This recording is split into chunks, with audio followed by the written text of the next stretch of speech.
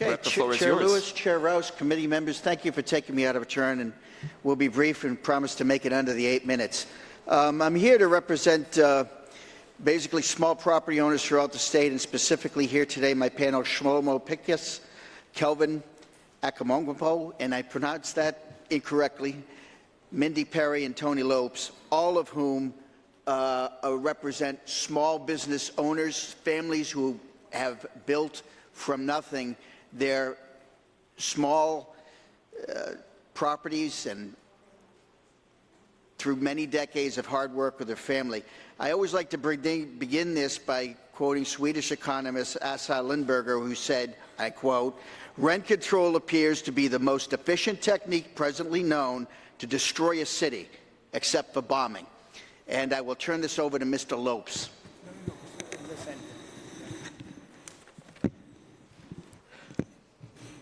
Hello, my name is Kelvin Chong.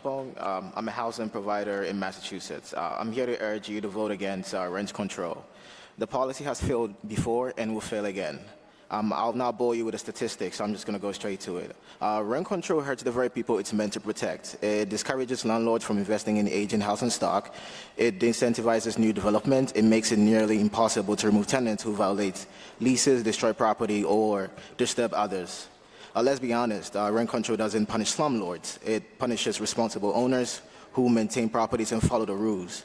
We need more conscientious housing providers, not fewer.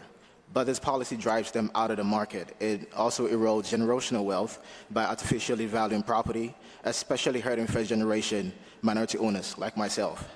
I've lived it. I was a plaintiff in an eviction case in Worcester, my very first property. The tenant stopped paying rent, damaged the property, and disturbed other tenants. By removing him required months of legal delays. I had to cover his motel bill when he finally had to move out, thousands in legal fees and repairs. Lost months of rental income. Worse, I lost the chance to rent a responsible family in need. Thank you. Hi, my name is Mindy Perry. I'm a small landlord in Boston, mom and pop landlord. I'm testifying against the Bill H1447 on rent control. As you know, rent control is not going to solve the problem of housing, rent price. It's going to do the exact opposite. It's going to devastating the housing supply and drive the rent price even higher. The only way to solve this is increase the housing supply. I grew up in China. I'm the first generation immigrant. I grew up in Cultural Revolution. I witnessed what you can do when you take away property rights from them, and how devastating it is to the economy, to the people. So I am going through a really tough eviction right now. It's been a year like hell. Not only I lost tens of thousands of dollars in rent, but also it's going to take another year. And so in total, it's going to be 2 years. And at the end of it, I might have to pay a large sum to the person to incentivize him to move out. It shouldn't be a 2-year process. It's just very devastating to the landlords here. I mean, at this point, I'm just thinking, I need to sell. I don't have resources to deal with this. My property tax has gone up. My insurance has gone up tremendously. I just don't have resources to deal with this. And I just have to sell to larger player, a corporation player, who has more resources. This is what's happening right now. It's driving small players out of the market. Is that it for the committee? Per person. Hi, my name is Schlommo Pinkis. You're flogging a dead horse. It has failed because any community that would want rent control would have to lower the assessed values of the properties as well as lower the tax rates on the properties. It'll never happen. I'd like to speak with you on a different matter, and that is the unaffordability of the Commonwealth of Massachusetts with state income taxes. Massachusetts charges twice as much per capita to fill a pothole as Illinois. Now, a pothole only costs X amount. That's all it costs. And if the Commonwealth is trying to make a profit off of potholes, where is the money going? We have government as the lowest cost way of producing services for the community and the taxpayers. If there is a profit by the Commonwealth, they have to pay federal income taxes of roughly 1/3 of that extra amount per pothole. And it's potholes, it's services in schools. We have an average of 20 students per teacher. And it's the same here as it is in Illinois. Per capita, we're charging double.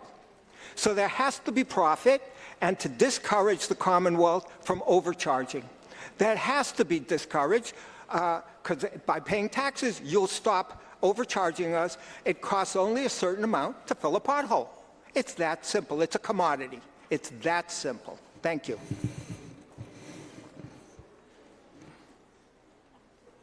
Chairpersons and members of the committee, thank you for the opportunity to speak today.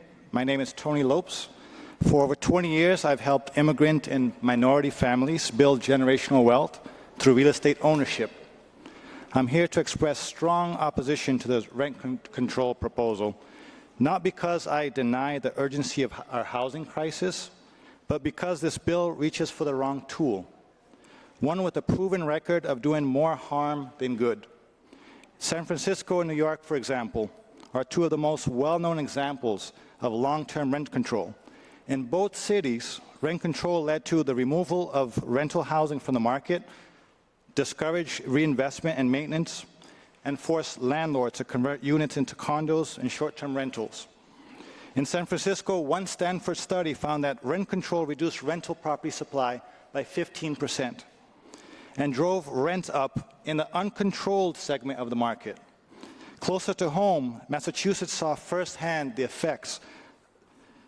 Prior to its repeal in 1994, rent-controlled units in places like Cambridge and Brookline were often occupied by higher-income tenants, not the low-income households the policy was designed to help.